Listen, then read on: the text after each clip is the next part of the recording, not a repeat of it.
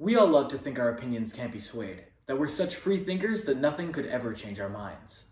But what if it could be changed with something as simple as dum-dums?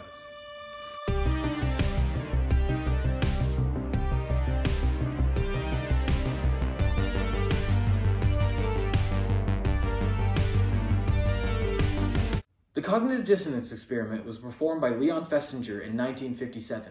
He asked his subjects to turn square pegs in a clockwise direction, a really boring task, for a long time. At the end of the experiment, the subjects were asked to advertise the task to another group of subjects. The catch was that Festinger had paid the group $1 or $20, and the people who were paid more had reportedly enjoyed the task more than their less paid counterparts. Everybody loves to do something, but do they have the free will to choose what they love? And sure, Festinger did all he could in exploring the task of free will with a boring task, but what if the task were strange and tedious? And what if they were performed by high school students? This question brings us to our local high school, which has been plagued in hallways, school dances, and the mind of its students by the Cotton-Eyed Joe. Before we explain our experiment, let's make sure this is ethical with our school's AP Psych teacher. Mr. Basil, do you think it's ethical to make students exert this much energy under false pretenses just for the experiment? Yeah. So with the professionals' approval, we were off to the races. Over the course of the school week, we randomly selected students to perform a rather unusual task. What we're going to have you do today is perform the Cotton-Eyed Joe for 60 seconds straight with no music, and I will be taking notes on your phone. Okay? What our subjects don't know is that the dance was not the main part of the experiment. We just wanted them to do something awkward and boring. The real part is at the end. We want to know how the subjects feel about the task. We will give them a reward afterwards, fluctuating in value to tell us how the experiment went. The original experiment rewarded them with $1 and $20. But because we are broke as hell, the rewards are between 1 lollipop and 5 lollipops.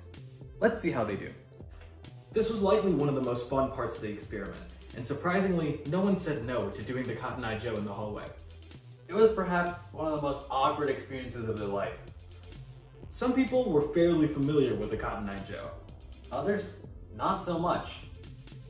For the record, there was no music, so this is what we heard.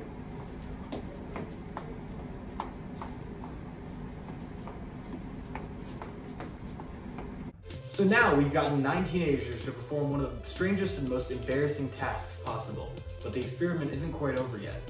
Let's see what our subjects have to say after receiving their reward.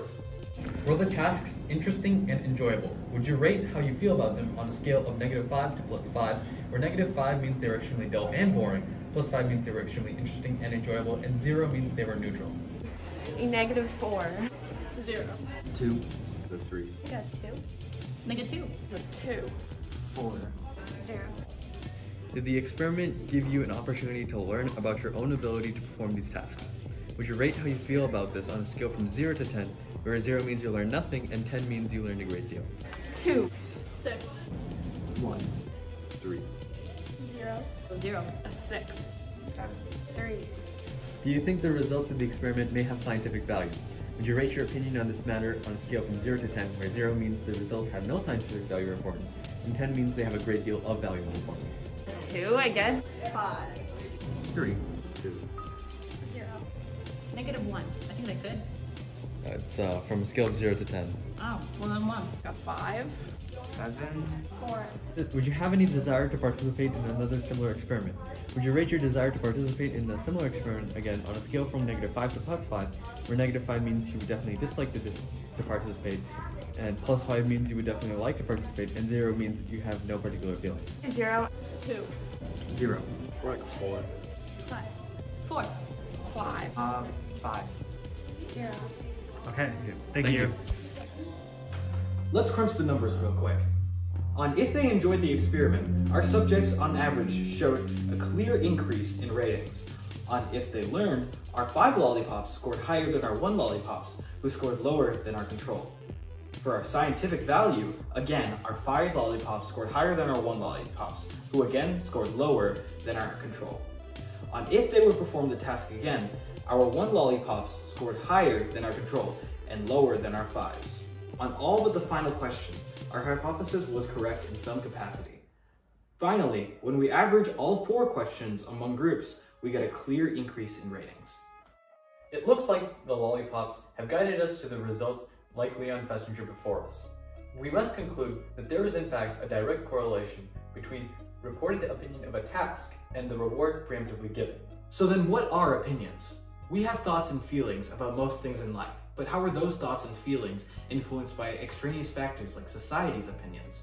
And how then are those extraneous factors influencing our actions? If all it takes is money and lollipops to change our perspective, do we really have free thought over our minds? Free will is the idea that we as humans have free and conscious choices. In the humanistic school of thought, our actions are motivated by conscious intentions. In the behavior school of thought, our actions are motivated by external factors. The behaviorists call this determinism. Our behaviors are defined through general laws, such as the cognitive dissonance theory we demonstrated today.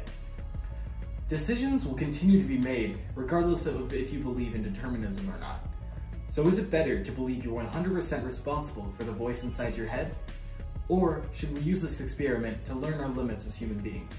If we go down that rabbit hole, we as a society will continue to discover aspects of ourselves that are motivated by external and biological factors. None of this could be true if you weren't here. But then again, what constitutes you if not your own free will? And as always, thanks for watching.